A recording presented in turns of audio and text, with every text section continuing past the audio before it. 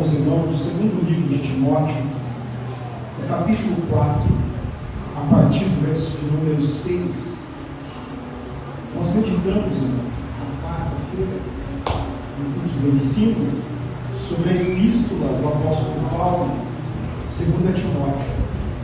E Deus queimou meu coração de falar diferente do ensino, né, que é um pouco mais aprofundado na carta, mas Deus tocou meu coração de pregar dentro dessa carta, uma vez que bastante pessoas não estiveram, né, possam também ser abençoados com essa mensagem que vamos compartilhar. Segundo livro de Timóteo, capítulo de número 4, versículo 10. O Senhor nos preparou nessa oportunidade de ministrar hoje ao culto com um círculo de oração. Temos costume, né, de convidar um pregador para ministrar, mas Deus aprove colocar no coração da pastora Cristiane, né, de nos dar a oportunidade de ministrar no culto do círculo de oração. Estamos com um altar muito bem servido nessa igreja. Qualquer um dos nossos companheiros que estão aqui, presbítero Flávio, presbítero Márcio, pastor Luiz Antônio, poderia ministrar e com certeza seríamos saciados. Mas por graça Deus nos concedeu de pregar, e eu peço para os meus amigos intercederem por mim, em nome de Jesus. 2 Timóteo capítulo 4, verso 6, os que encontraram de um amém. A Bíblia nos diz assim: porque eu já estou sendo oferecido por aspersão de sacrifício, e o tempo da minha vida está próximo. Combati o bom combate, acabei a carreira, guardei a fé. Desde agora, a coroa da justiça me está aguardada, a qual o Senhor justo juiz me dará naquele dia, e não somente a mim, mas também a todos os que amarem a sua vinda. Procura vir ter comigo depressa, porque Demas me desamparou, amando o presente século, e foi para Tessalônica, Crescente para a Galácia, Tito para a Dalmácia. Só Lucas está comigo. Toma Marcos e traz-o contigo, porque me é muito útil para o ministério. Amém? Pode tomar o seu assento, fique à vontade. Aleluia. Glória a Deus. Amada Igreja de Cristo, amada noiva do Cordeiro de Deus, quando eu leio essa carta de 2 Timóteo, se você ainda não leu ela, capítulo por capítulo, versículo por versículo, eu te dou uma palavra aqui que você deve ler. É uma carta muito empolgante, é uma revelação muito profunda, uma vez que sabemos que essa carta, muito provavelmente, ela foi a última carta escrita pelo apóstolo Paulo. Sabemos que na cronologia da Bíblia, né, na forma que foi organizada, ainda existem mais duas cartas, que é a carta de Tito e a carta de Filemão. Porém, sabemos que essa carta, ela provavelmente, né, vamos dizer 98% dos teólogos dizem que essa é a última carta escrita pelo apóstolo Paulo. Essa carta, ela é diferente de algumas outras que são cartas que Paulo, o apóstolo dos gentios, ele vai escrever para igrejas. Essa carta é uma carta que ele vai escrever para uma pessoa, é uma carta individual, também tem um peso à igreja, mas essa carta, o remetente é Paulo. Quem recebe essa carta é o seu filho na fé, Timóteo.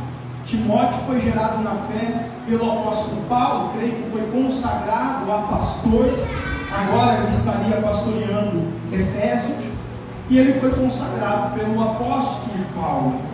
Então essa carta, se você ler ela com bastante atenção, com bastante afinco, você vai perceber que ela tem um tom melancólico, ela tem um tom de melancolia, porque essa carta, ela é uma carta de despedida do apóstolo Paulo.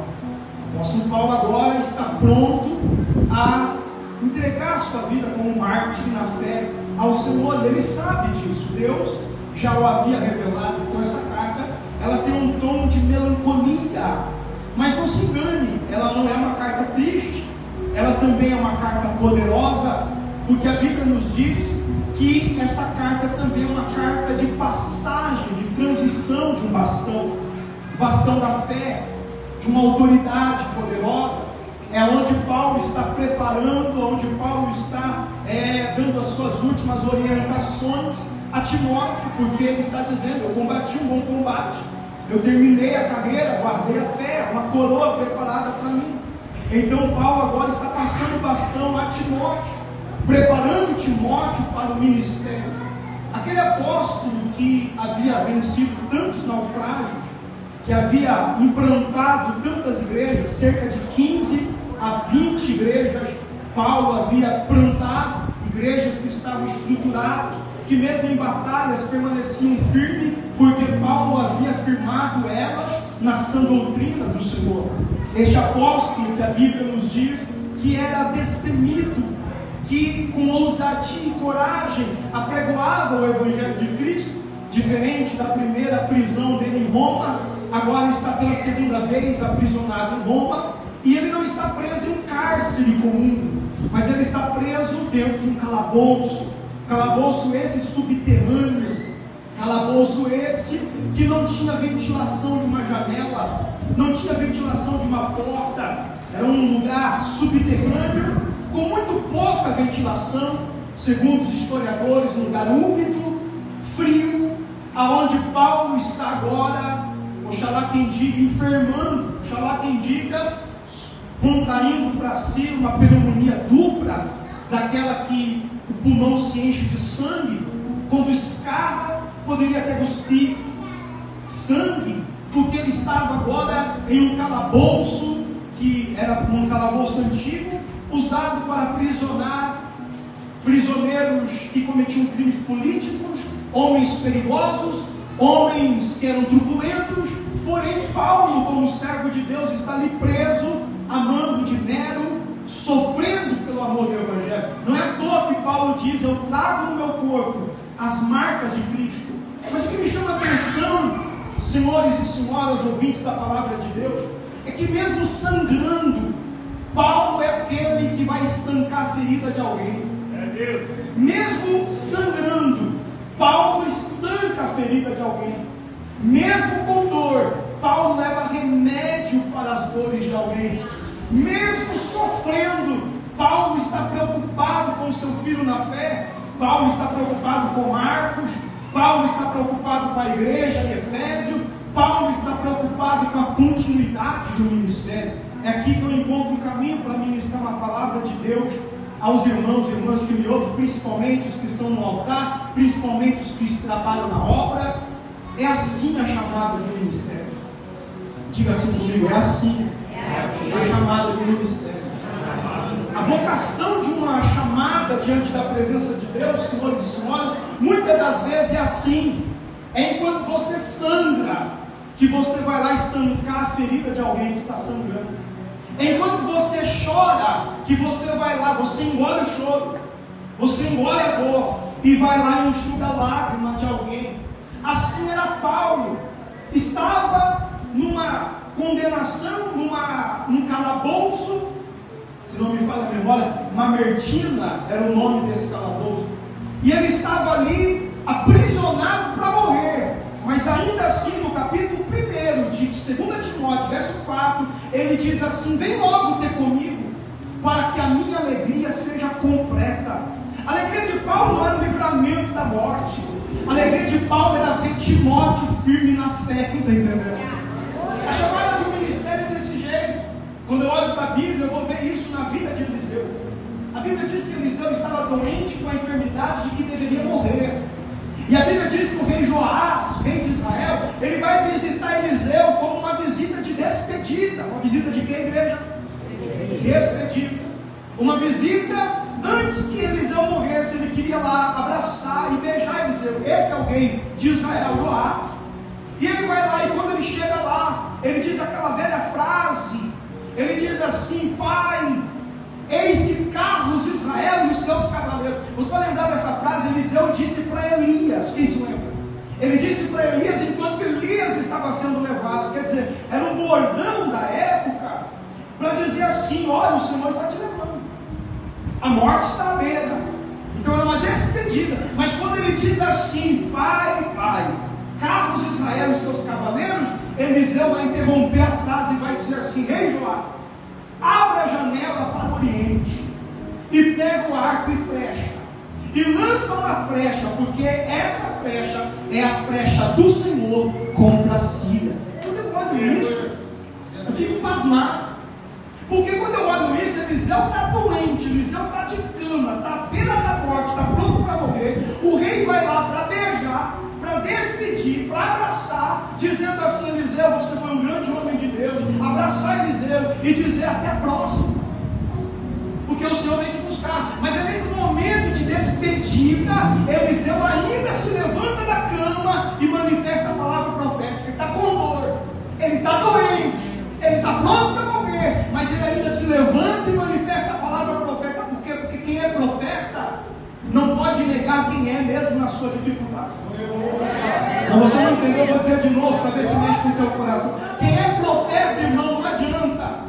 Ele pode estar passando pela prova, ele pode estar doente, ele pode ter algo faltando na sua casa, ele pode estar passando pela pior dificuldade, mas quando vem alguém até ele, a palavra queima no coração, ele ainda consegue se levantar e ser boca de Deus para profetizar algo na vida daquela pessoa. É por isso que você entrou aqui nessa noite, só Deus sabe como.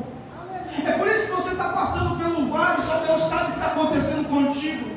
Mas sempre que Deus coloca alguém diante de você, você ainda tem uma palavra na ponta da língua para dizer para ela: Deus vai mudar o quadro, Deus vai dar um jeito, Deus vai dar vitória. Sabe por quê? Porque quem é profeta. Quem é profeta estanca o sangramento de alguém enquanto ele sangra. Quem é profeta passa remédio na ferida enquanto ele mesmo está com dores. Quem é profeta não nega o seu chamado, é boca de Deus aonde estiver. Tem alguém que é profeta de Deus aqui? Então, em nome de Jesus, engole o choro, aguenta firme a dor que está passando, deixa Deus te usar para curar feridas, deixa Deus te usar para levantar o caído, deixa Deus te usar para abraçar quem está sozinho, deixa Deus te usar para levantar alguém, deixa Deus te usar. Ah, pastor, e a minha ferida? Enquanto você faz a obra, Deus cuida da tua. Enquanto você faz a vontade do Pai, Deus está cuidando de você. Isso é bíblico. Eu não posso negar essa verdade. O próprio Jesus, pastor Luiz Antônio, o próprio Jesus, a Bíblia fala que Jesus está na cruz, coroa de espinho na cabeça, batida com uma cana trilhada, enfincada em sua fronte, sangrando, açoitado, uma quarentena menos uma de açoite, 3 fitas, né, que açoitava com uma ponta de uma lâmina cortante, ou um dente, um pedaço de osso, ou um dente de um animal de grande presa, açoitado, uma quarentena menos uma. Quando pensava que acabava, trocava o carrasco, feria Jesus, machucado, ferido, pregado na cruz. Não é madeiro lixado, não é madeiro trabalhado e vernizado, é madeiro cru. As ferpas do madeiro enfincavam nas feridas de Jesus. Jesus está na cruz, uma dor imensa que não tem como mensurar a dor. O sangue escorrendo sobre a cruz, sobre o Calvário, sobre o alto do Gólgota. Uma dor terrível. A ciência diz que o corpo de Jesus estava em estado de choque. Quando você bate o cotovelo assim num canto e dá aquele choque, o corpo de Jesus estava em choque constante como esse, ferido, machucado. Mas quando ele está na cruz, ele olha para baixo e ele vê a sua mãe. Ele vê quem? A sua mãe. E ele vê o discípulo amado. Alguém sabe o nome dele? João. Quando ele vê a sua mãe Maria e João do lado, ele esquece da sua dor. Ele esquece da sua dor, do seu estado de choque. E ele vê uma mãe chorando por ver um filho ser condenado inocentemente. Quem é mãe aqui sabe. Não toca no filho não. Quer ver uma mãe brava? Toca no filho dela. O filho dela está na cruz. Ela está inconsolável. João amava Jesus de um jeito tão especial que ele era o único que rompia a barreira. E ele conseguia colocar sua cabeça no peito de Jesus e ouvir o batimento cardíaco do mestre. Ele não se sentia nem um pouco constrangido com isso. mesmo ele sendo um homem, Jesus um mestre, um homem também, mesmo assim ele abraçava Jesus de um jeito que ele sabia que Jesus não era comum, Jesus era Deus. E ele abraçava Jesus, colocava a sua cabeça, ouvido no peito de Jesus, ouvia o batimento. Se tem alguém que sofreu ali entre os discípulos, foi João, porque João era tão íntimo de Jesus. E ele estava lá no pé da cruz. Quando Jesus viu a mãe, viu o discípulo amado, o amigo, ele se preocupou com a sua mãe, com o seu amigo, se esqueceu da sua dor. Sabe o que Jesus fez? Ele disse assim: ei, para Maria, eis aí o teu filho. E ele disse para João: eis aí a tua mãe.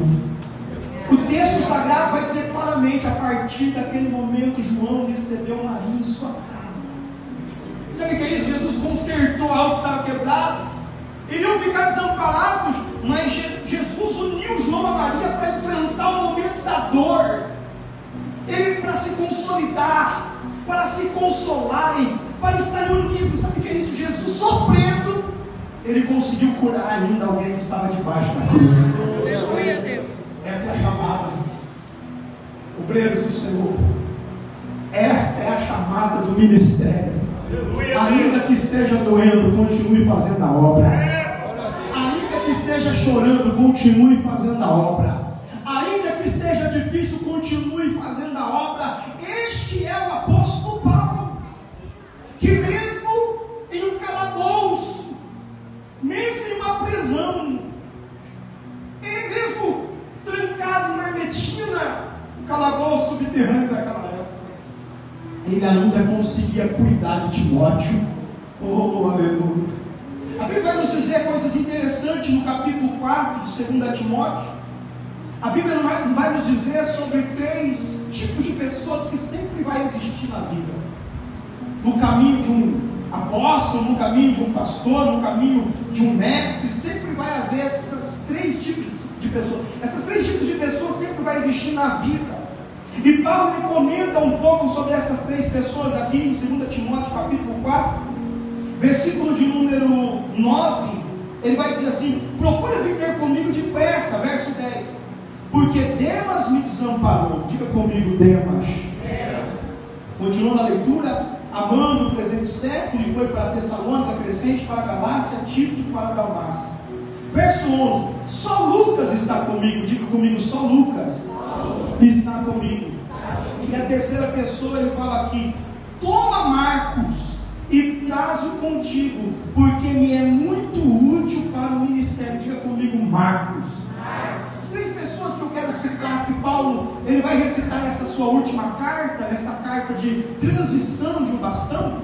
A Bíblia nos diz que ele vai citar Demas, ele vai citar Lucas e ele vai citar Marcos. Ele vai separar 3 categorias, 3 tipos de pessoas. Demas representa aquele que começou, veja só, porque Demas me desamparou, amando o presente século, e foi para Tessalônica. Demas na vida de Paulo representa aquele que começou bem como cooperador, foi cooperador de Paulo, cooperador de Jesus, servindo junto a Paulo, e ele começou bem, só que ele amou mais o presente século. Quem sabe o peso da dificuldade lhe fez desistir. E ele então abandona Paulo. Então ele representa aquele que começa, mas desiste. A Bíblia nos diz que agora ele vai falar de Lucas. E quando ele fala de Lucas é diferente. Ele vai dizer: só Lucas está comigo, representando aquele que começa e termina ao lado de Paulo. Então agora eu tenho Demas, o que começa e desiste, Lucas, o que começa e vai até o fim, e agora aparece Marcos. E quando aparece Marcos, ele vai dizer assim sobre Marcos.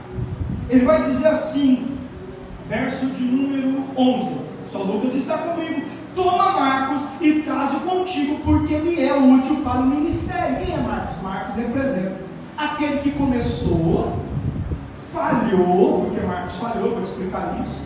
Ele abandonou Paulo, tanto que Paulo vai resistir